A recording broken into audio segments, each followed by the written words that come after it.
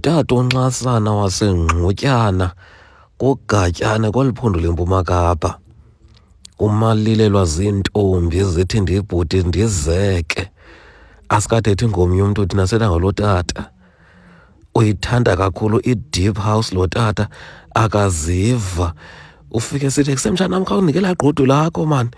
Ukhulele ke phofu ngapha ngaseMonti, kodwa umnombo wakho lapha eNgqutyana. Akathandi ncam yena, uhlala namaxhego, athi andlo xhego mani sengumfana ndisanqaqwe. Likhona ixhego elifana nelam, yena andifuni le wena benimbiza tayi mani.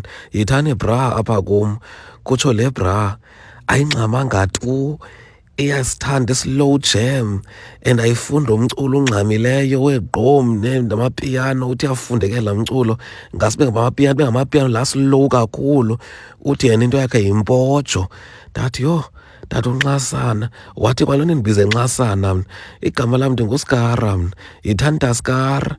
Ndathi shayi taskara, kaloku mandikuboni ngathi ulixhego noko singathi lidalana. Wathi niyibhuda loba ndilexhego mna, wakwalibona ixhego elingangam wena. Ithi le tayima yona izelwe ngalaa nyaka apho ilizwe loMzantsi Afrika lalifumana inkululeko, apho khona abantu abamnyama babeqala ngqa ukuvota ezimbalini.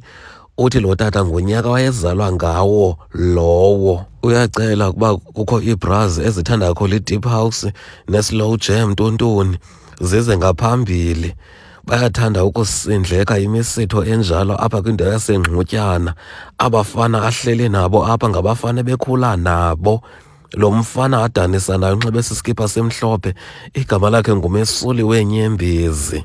Yiyo loo nto emthanda kakhulu lo mfana, badibene njengento enye. Uthi ndimshiye ngeminyaka emibini ke laa mfana lowa, 196, in case you're wondering.